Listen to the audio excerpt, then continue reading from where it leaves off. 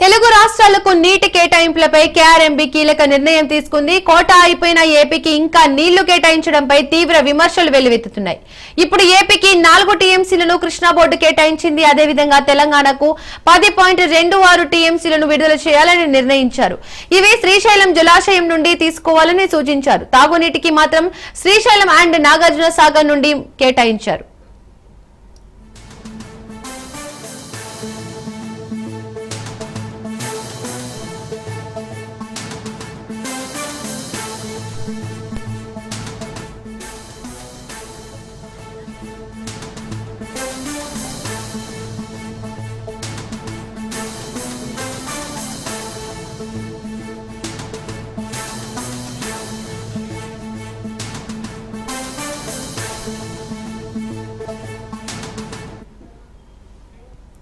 తెలుగు రాష్ట్రాలకు నీటి కేటాయింపులపై కేఆర్ఎంబీ కీలక నిర్ణయం తీసుకుంది. కోటా అయిపోయిన ఏపీకి ఇంకా నీళ్లు కేటాయించడంపై తీవ్ర విమర్శలు వెల్లువెత్తుతున్నాయి. ఇప్పుడు ఏపీకి 4 టీఎంసీలను కృష్ణా బోర్డు కేటాయించింది. అదేవిధంగా తెలంగాణకు 10.26 టీఎంసీలను విడుదల చేయాలని నిర్ణయించారు. ఇవి శ్రీశైలం జలాశయం నుండి తీసుకోవాలని సూచించారు. తాగునీటికి మాత్రం శ్రీశైలం అండ్ నాగార్జున సాగర్ నుండి కేటాయించారు. ఇదే అంశానికి సంబంధించి పూర్తి అప్డేట్స్ మా ప్రతినిధి రాజు ఫోన్ ద్వారా అందిస్తారు. రాజు, దీపిక, కేఆర్ఎంబీ కీలక ఆదేశాలు జారీ చేయడం జరిగింది.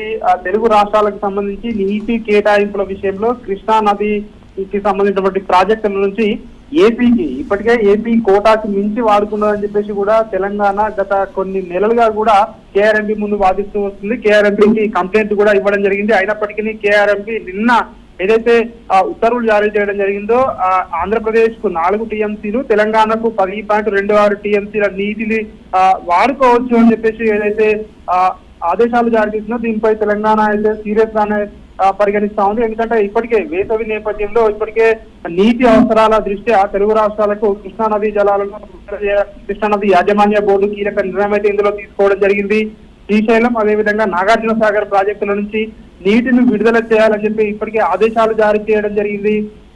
ఆంధ్రప్రదేశ్ కు 4 టీఎంసీలు వాడుకోవచ్చు అని చెప్పి, అదేవిధంగా తెలంగాణకు 10.26 టీఎంసీల నీటిని వాడుకోవచ్చు అని చెప్పేసి ఈ ఉత్తర్వులో పేర్కొనడం జరిగింది. శ్రీశైలంలో 800 అడుగుల వరకు, అదేవిధంగా నాగార్జున సాగర్ లో 500 అడుగుల వరకు కూడా నీటిని వాడుకోవడానికి కేఆర్ఎంబీ అనుమతించింది. సో ఏపీ అవసరాల కోసం నాగార్జున సాగర్ కుడి కాలువ ద్వారా రోజుకు 5,500 క్యూసెక్కుల నీటిని విడుదల చేయాలని చెప్పేసి కూడా అధికారులకు కేఆర్ఎంబీ ఆదేశాలు జారీ చేయడం జరిగింది.